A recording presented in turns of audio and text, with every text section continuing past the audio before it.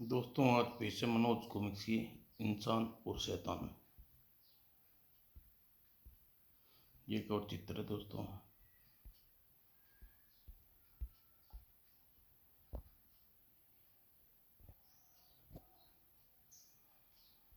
लखपति भिखारी, इसका अगला भाग है।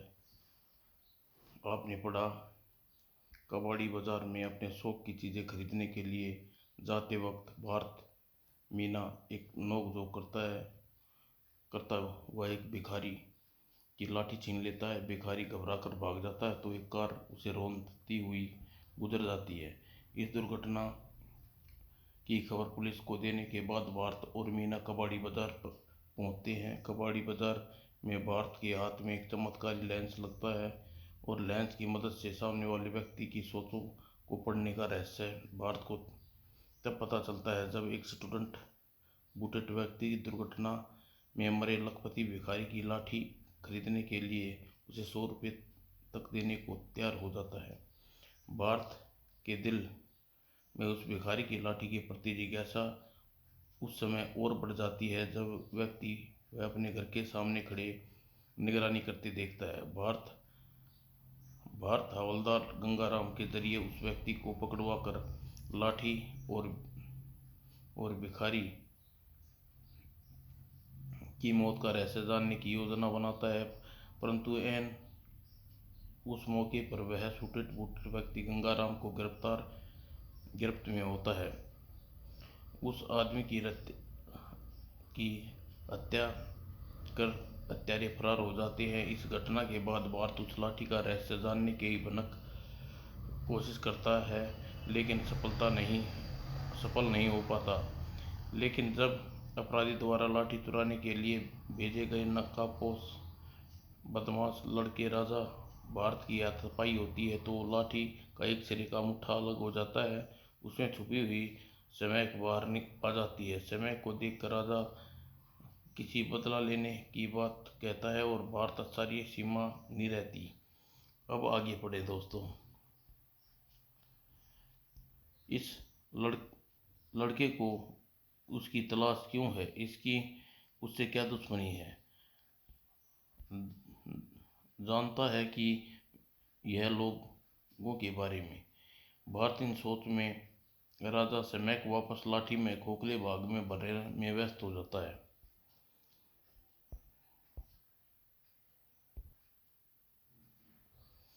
और फिर जैसे ही राजा अलग हुए, लाठी के मुठ पर यथास्थान फिट करके खिड़की की ओर बढ़ भारत अपने आवासों में लौट कर कठोर स्वर में बोला, ठहरो। फिर पलट कर बोला, मुझे मत रोको, मुझे जाने दो। चलो जाना, पर हम पहले यह बताओ कि वे लोग कौन हैं। मैं सिर्फ इतना जानता हूँ, वे इंसान के रूप में शैतान हैं। तुम्हारी उनसे क्या दुश्मनी है? जानना चाहते हो तो सुनो। वे लोग बिचर्स और गांजा समैक नाजायज धंधा करते हैं। उन्हें मेरे पिता की हत्या की थी। वो हत्या? हाँ, उन्होंने मेरे पिता को चाकू से गूंद कर मार डाला और पुलिस ने आज तक नहीं पकड़ सकी। ओह, लेकिन उन लोगों ने तुम्हारे डैडी की हत्या क्यों की थी?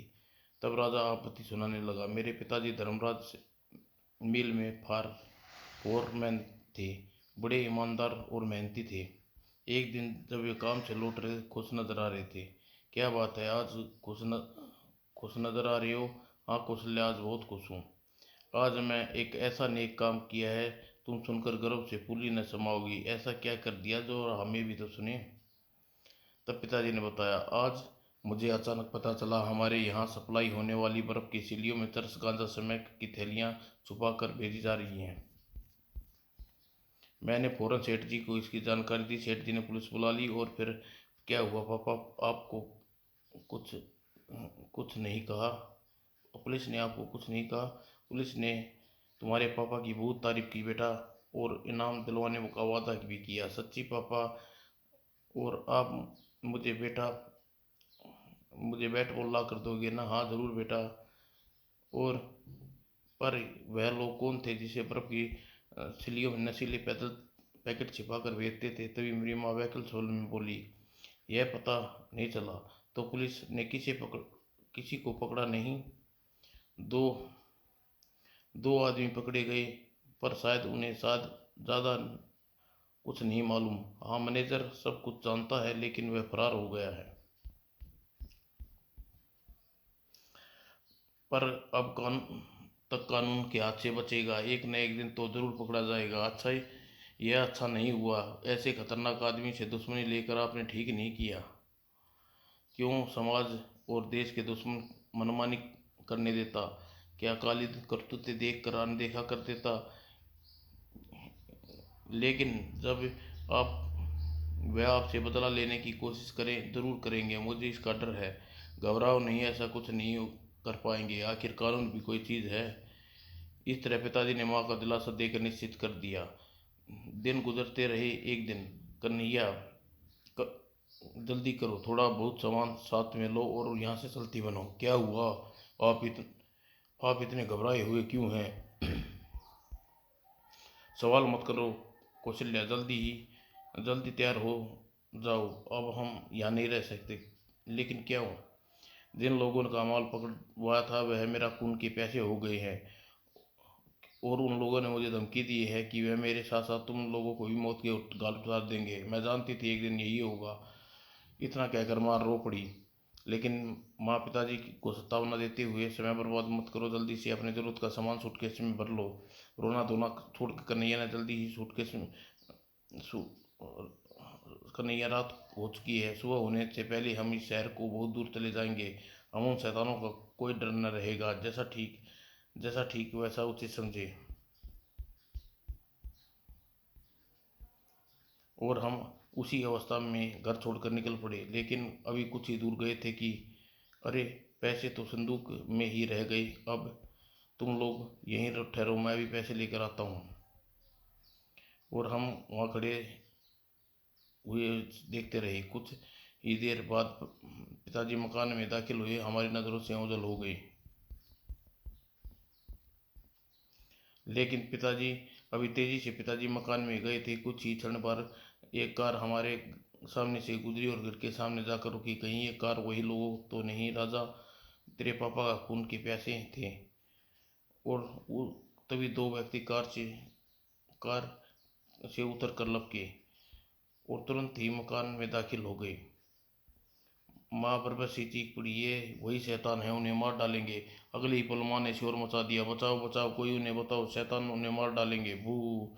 माँ की करुण आवाज़ सुनकर न जाने क्यों जोर जोर से रोने लगा। और शायद इस व्यवस्था का एहसास ने मुझे रुला दिया कि मैं पिता होकर भी अपने मैं बेटा होकर भी अपने पिता की मदद करने योग्य नहीं था।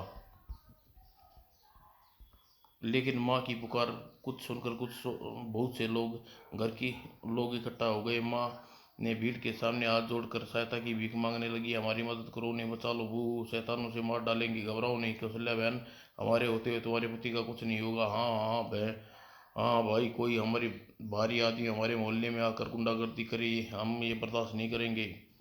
और फिर भाई, आओ भाई, हम देखते हैं कौन रमेश भाई को मारने आया है। तभी, अरे अरे भाई, कोई पुलिस को भी खबर कर दो। आप लोग आगे बढ़ो, मैं जाता हूँ पुलिस को खबर करता हूँ करने। इतना कहकर एक आदमी पुलिस को खबर करने चला गया। उसके जाते ही भीड़ हमारे मकान के दरवाजे पर उमड़ पड़ी। अब ये कौन है, बाहर निकल, वरना अच्छा नहीं होगा। कार वाला होगा तो अपने घर में होगा। और कुछ देर बाद,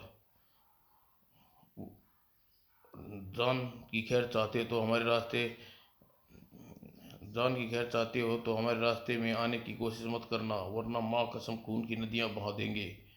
और वे दोनों आराम से कार में बैठकर फरार हो गए। भीड़ में खड़ी देखते रहे।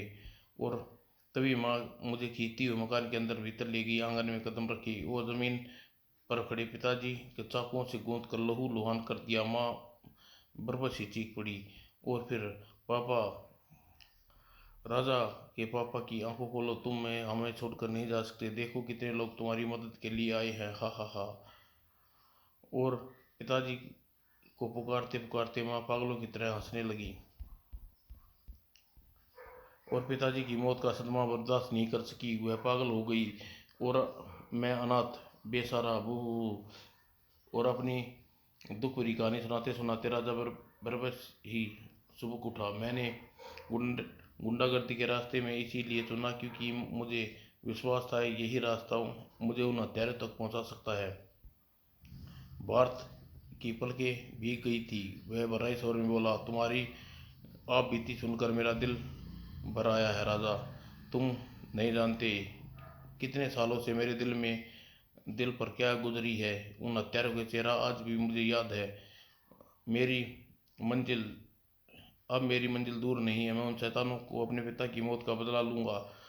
उस इस मकसद से मैं तुम्हारे साथ हूँ राजा। लेकिन वादा करो तुम कानून को अपने हाथ में नहीं लोगे, लेने की कोशिश कभी नहीं करोगे। कौन सा कानून? कैसा कानून? तुम्हारे अंधे कानून से मेरा विश्वास उठ चुका है। तुम कानून कानून की आंखें बनकर अपना खोए हुए विश्वास को फिर हासिल कर सकते हो दोस्त। दोस्त, हा हा हा। राजा ने जोरदार ठाका लगाया और फिर बोला, शब्दों से बंधन में मुझे नहीं बांध पाओगे और फिर यह लाठी तुम नहीं ले जा पाओगे। राजा, रास्ता रोकने रोकने तो पछताओगे। भारत से टकराओगे तो मिट जाओगे। और यह बात है तो आओ फैसला कर हो ही जाए। अगले ही पल राजा उछला और तड़ाक जैसे ही भारत संभला। और इसी इससे पहले राजा भारत पर फिर वार किया। राजा छिटक कर दूर जा गिरा और अब भारत ने राजा को संभलने का मौका नहीं दिया। अब बताओ, तुम्हें यहाँ किसने भेजा है? तुम राजा की जुबान नहीं खुलवा सकते भारत। परंतु इस बात से बेखबर कि राजा का साथी हरी खिड़की से उसे देख रहा था। राजा को भारत की गिरफ्त में देख कर हरी दबे पांव दाखिल हुआ। पुलिस के सामने अच्छे अच्छे की जुबान खुल जाती है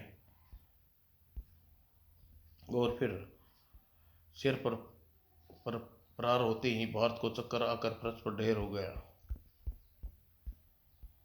भारत की गिरफ्त से छुटकारा मिलते ही राजा पहली लाठी को अपने कब्जे में लिया। फिर बोला, शाबाश हरी, तुम सही मौके पर पहुंचे, वरना वरना मानना पड़ेगा यह कमबख्त भारत भी कोई चीज़ है। अब निकल चलो उस्ताद, कोई आ टपका तो गुड़गो फरोख हो जाएगा।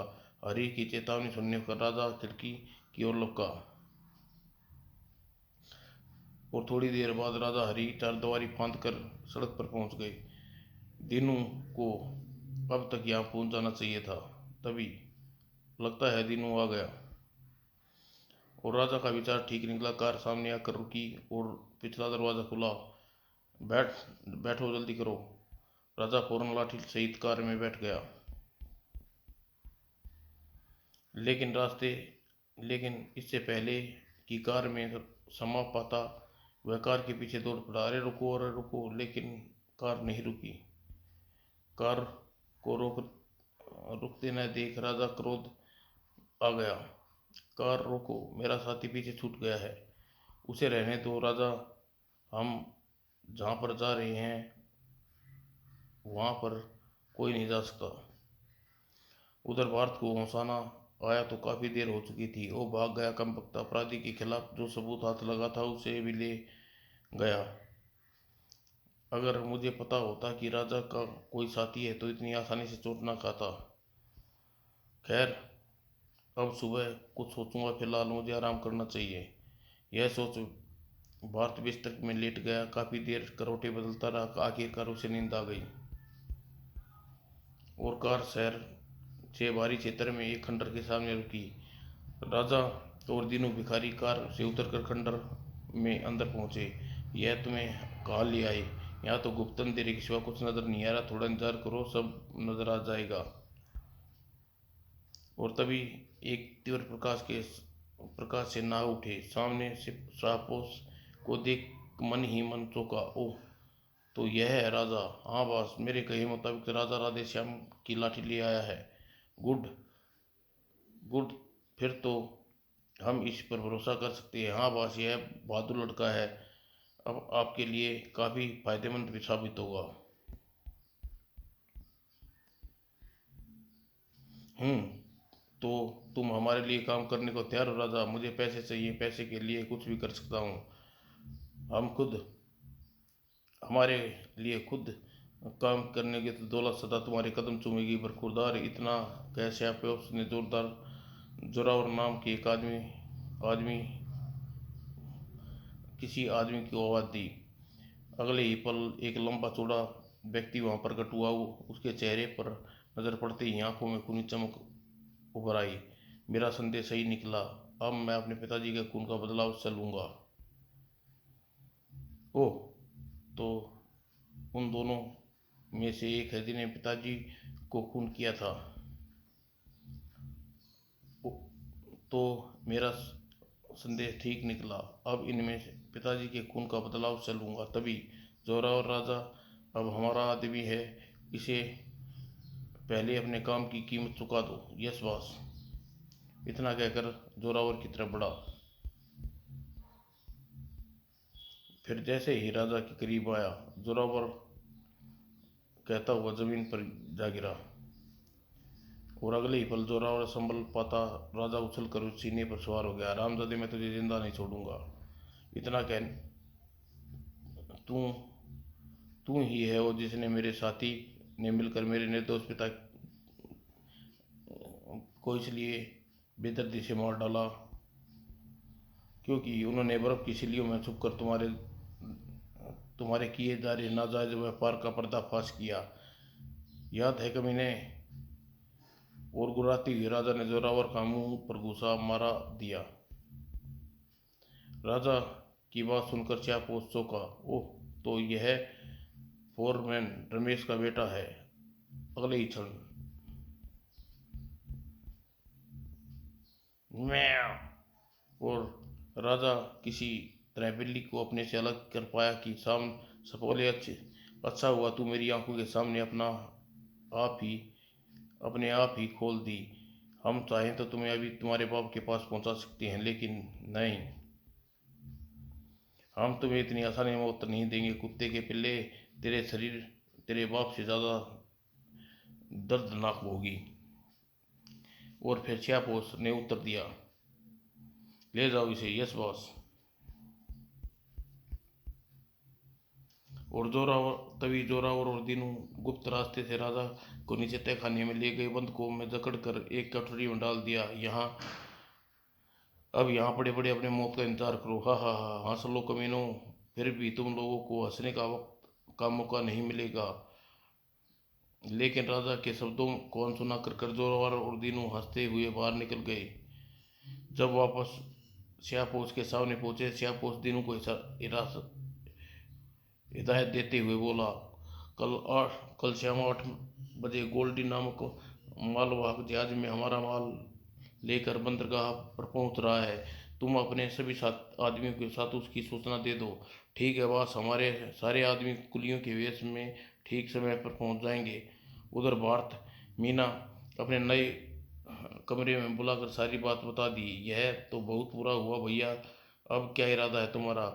तुम ठीक तुम ही कुछ बताओ मीनू, सिरदर्द से हमारे में मैं कुछ सोच नहीं पा रहा। अगर रात तुम खतरे में अलार्म बजा देते तो राजा राजा और उसके साथी भाग नहीं पाते।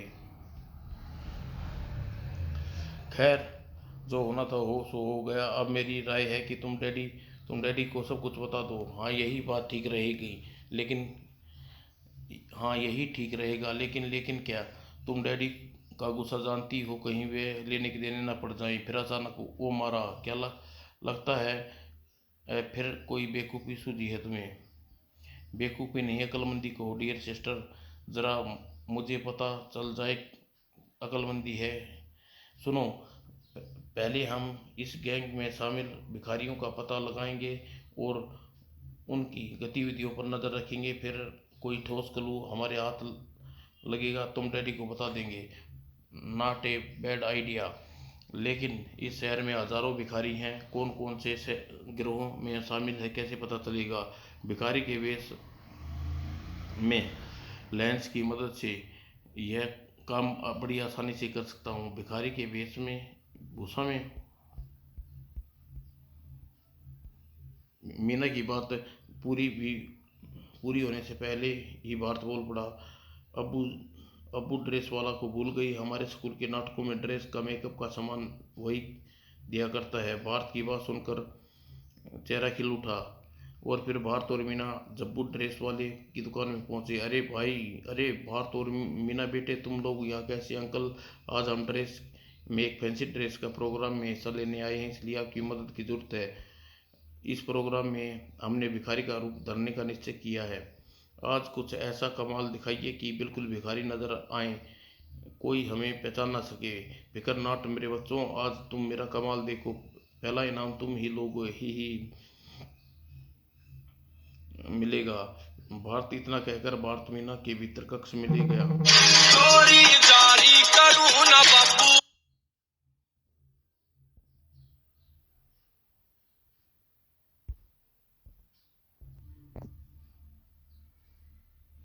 लगभग 1 घंटे बाद, वाह अंकल, आपने तो कमाल कर दिया। आप डैडी भी हमें नहीं पहचान पाएंगे, ही।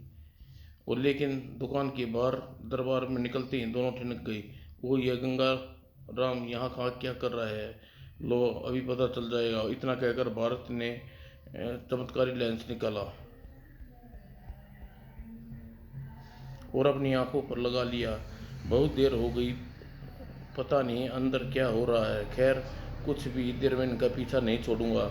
और लगता है पता लगा कर ही रहूंगा ये लोग अपराधी के बारे में क्या जानते हैं। गंगा की रात की सोच पढ़कर, क्या यह तो यह बात है, क्या बात है? गंगाराम समझते हैं कि हम अपराधियों के बारे में जानते हैं, इसलिए हमारा पीछा कर रहा है। अब तुम्हें अंधे भिखारी का नाटक करना है। और फिर भगवान, इतना कहकर भारत और मीना ने हाथ पकड़कर थामा और दुकान से बाहर निकल आए। और फिर भगवान के नाम पर दे दे, अंधे को कुछ दे दे, भगवान तेरा भला करेगा।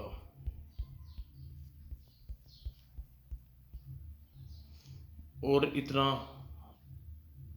इंतजार से परेशान गंगाराम क्रोध से भर कर बोला, भागते हो या लगाओ एक डंडा? जाते हैं बाबा, खपा क्यों होता है? और भारत और मीना अपनी राह पर चल दिए। जो दे उसका भला, जो ना दे उसका भी भला। पता नहीं नहीं कहाँ से आ चले आते हैं भिखारी। और थोड़ी देर इंतजार करने के बाद परेशान गंगाराम दुकान में जाकर झमरू भारत और मीना के बारे में पूछने लगा। तो जान पर तो यह जान पछताया कि जिन भिखारियों को भगाया था वही भारत और मीना थे। ओह, बड़ी मूर्खता हुई मुझसे। अब उन्हें कहाँ ढूंढूं? आखिर दे ही दिया चकमा। उधर भारत और मीना सड़कों पर झपटते हुए भिखारियों को तलाश में फिर रहे थे। जितना नशीले पदार्थों का तस्कर गैंग से संबंध है, अतः मैं फिलहाल मिलना सफलता मिल गई। इसका मतलब कल जो सप्लाई के लिए माल मिलने मिलने लगेगा। ओह, किसी माल के बारे में सोच रहा है, हमेशा हमें इसका पीछा करना चाहिए। यह सोच भारत ने भिखारी के पीछे जाना चाहता था कि एक भिखारी खिलौने की दुकान में दाखिल होते देखा। वो ठिनक कर रुक गया।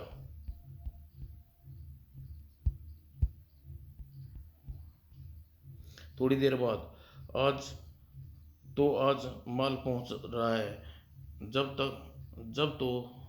तो मैं भी बहुत जल्दी लखपति बन जाऊंगा और मैं दिनों की तरह दुकान खोल कर बैठ जाऊंगा। और दूसरे भिखारी की सोच पड़ते ही मस्तिष्क में सक्रिय उठा। जरूर खिलौनों की दुकान में मालिक तस्करों से संबंध है। गैंग के भिखारी को यहीं से ऑर्डर मिलते हैं। मुझे दुकान के भीतर जाना चाहिए। तभी, मीना तुम यहीं ठहरो, मैं भी आता हूँ। लेकिन मीना की बात पूरी भी न हो पाई थी कि भारत खिलौने की दुकान की तरफ बढ़ गया। और जब दुकान में दाखिल हो मीना की नजरों से ओझल हो गया। थोड़ी देर बाद ही वापस लौटा। मीना उत्सुकता से पूछा, क्या बात है भारत, तुम दुकान में किस लिए गए थे? मेरा शक सही ठीक निकला। आज रात 8 बजे गोल्डी नाम का जहाज बड़े पैमानों पर नशीले पदार्थ लेकर बंदरगाह पर पहुंच रहा है। गिरोह में शामिल भिखारी माल की ढुलाई के लिए वहां पहुंचेंगे, हुक्म मिल रहा है। तो फिर तो फिर यही वो मौका है भारत, जब हम माल सहित अपराधी को पकड़वा देंगे। माल के साथ गिरोह के आदमी पुलिस की गिरफ्तार में आ जाए तो गैंग के सरगने फरार होने का मौका मिल जाएगा। अतः गैंग के सरगने को पकड़ने के लिए एक योजना तैयार है। और फिर भारत ने मीना को योजना समझाने लगा। और अब तुम बिदरू झमरू अंकल के पास जाकर पोशाक और पोशाक और मेकअप का उतार कर उसे मोटरसाइकिल लेकर यहाँ लेकर आओ। लेकिन हमें किसी वाहन की जरूरत पड़ सकती है, ठीक है? लेकिन तुम मैं गंगाराम अंकल को सूचना देने के बाद यहीं बैठकर दुकान पर नज़र रखूंगा। ओके, जल्दी से यहाँ पहुँचने की कोशिश करूँगी। इतना कहकर मीना चली गई। और मीना के जाने के बाद बाहर टेलीफोन से गंगाराम गोल्डी के जहाज और बंदरगाह पर होने वाली अपराधियों गतिविधियों की सूचना दी। फिर दुकान की निगरानी करने लगा। और शाम होने के बाद मीना मोटरसाइकिल लेकर भारत के पास पहुंची। फिर दोनों अलग अलग रहकर समय गुजारते रहे। ठीक 8 बजे ही भारत टेलीफोन बूथ पर खिलौने की दुकान के मालिक दीनू को फोन पर बदहवास से स्वर में सूचना दी। गजब हो गया उस्ताद, न जाने कैसे पुलिस को बंदरगाह पर पहुंच गई और माल के के साथ हमारे सारे आदमी पकड़े गए। मैं किसी तरह बच निकला हूँ। पुलिस कभी भी तुम तक पहुंच सकती है। ओह, यह तो बहुत बुरा हुआ। इतना कहकर दिनों ने संबंध विच्छेद कर दिया और अतः भारत रिसीवर पर होकर पर टेलीफोन बूथ से बाहर निकला।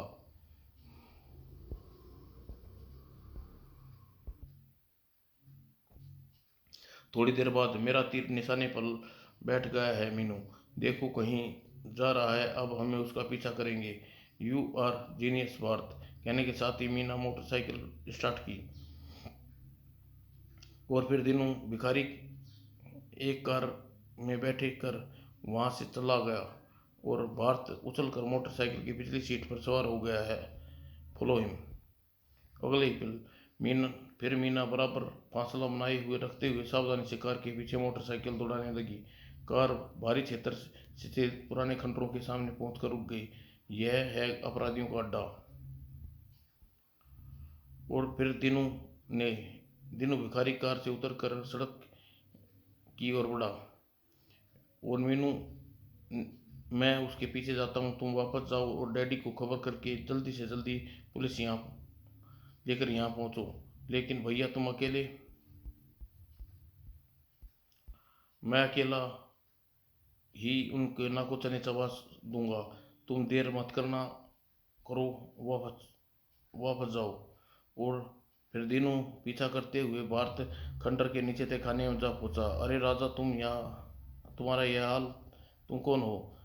तब भारत ने अपनी असलियत बताते हुए कोठरी में घुसकर राजा को बंधन मुक्त किया। बंधन मुक्त होते ही राजा ने सविस्तार अपनी कहानी सुनाकर कृत्य के स्वर में बोला, अगर तुम मुझे नहीं छुड़ाते तो ये लोग मुझे मार डालते। मैं तुम्हारा एहसान कभी नहीं भूलूंगा। मैंने तुमसे वादा किया था राजा, मैं तुम्हारे पिता के कातिलों को सजा दिलवाने में तुम्हारा साथ दूंगा। और अब वह समय आ गया है। मैं तुम्हारे साथ हूँ भारत। कल रात जो कुछ भी हुआ मुझे उसके लिए माफ़ कर देना। जो कुछ भी हुआ भूल जाओ। और जो करना है उसे याद रखो। मेरी बात ध्यान से सुनो। फिर राजा अपनी योजना समझाने लगा। बाद में भारत अपने मेकअप उतार दिया और कोठरी से बाहर निकल आया। और उधर दिनों भिखारी जैसे ही अपने रहस्यमय बास को पकड़े गए माल की जानकारी दी। दाड़ उठा, क्या बकते हो? पुलिस को हमारे माल की खबर कैसे मिली? यह हमारे किसी आदमी ने गद्दारी की है बॉस। फिर तो हमारा फिर तो वह हमारा यहाँ रहना भी खतरे से खाली नहीं है बॉस। हमें फौरन यह जगह जगह छोड़ देनी चाहिए। लेकिन यह हम यहाँ हमारा माल मौजूद है, उसे यहाँ से हटाने में वक्त लगेगा। माल की फिक्र छोड़ो, अपनी फिक्र करो। इतना कहकर सैफ रिवॉल्वर निकाल ली। और फिर, अब तुम्हारा भी जिंदा रहना ठीक नहीं है दीनू, क्योंकि तुम्हारे तुम्हारे आदमी तुम्हें पहचानते हैं और अपने खिलाफ कोई सबूत नहीं छोड़ना चाहता। नहीं, मुझे रहम करो। लेकिन तभी तड़ाक, और फिर राजा फर्श पर पड़ा चाकू उठा लिया। कमीने, मेरे पिता की को माल क्या मालूम था कि तू इंसान के रूप में शैतान है। आज तुझे मौत का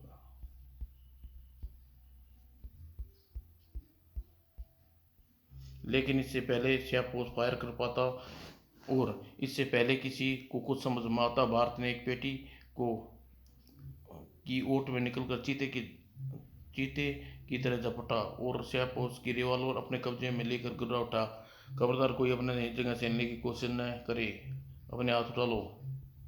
और तभी, तुम लोग का खेल खत्म हो गया शैतानों। राजा, अब देर न करो, इन्हें फौरन बांध दो।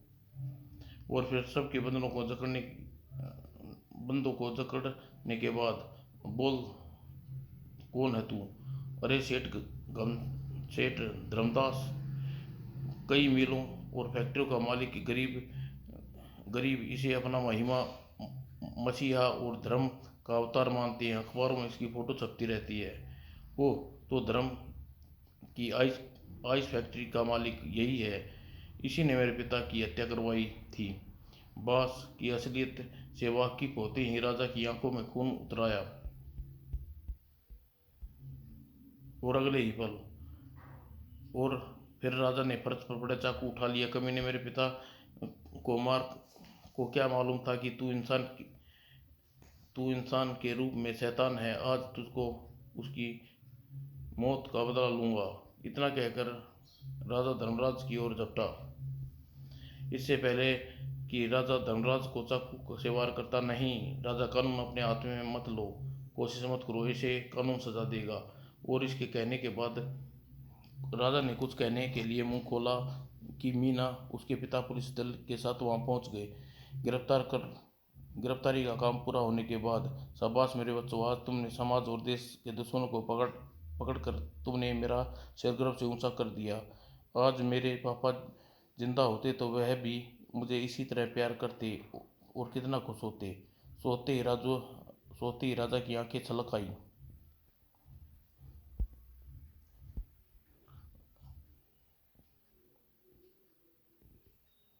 दूसरे दिन भारत और मीना भी राजा के साथ उसकी माँ से मिलने पागल खाने गए।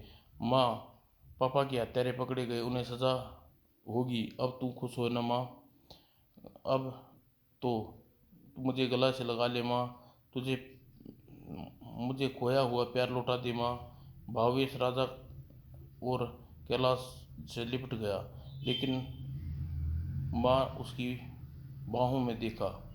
नहीं माँ, कह दे तू मुझसे नाराज नहीं है माँ, बोल माँ। भारत और मीना ने बौखला कर अंदर गई।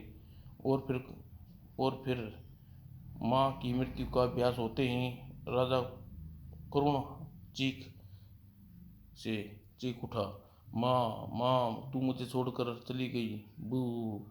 यह गर्म पेशी का दृश्य देख कर भारत और मीना की आंखों में आंसू नहीं रोक सके। समाप्त दोस्तों।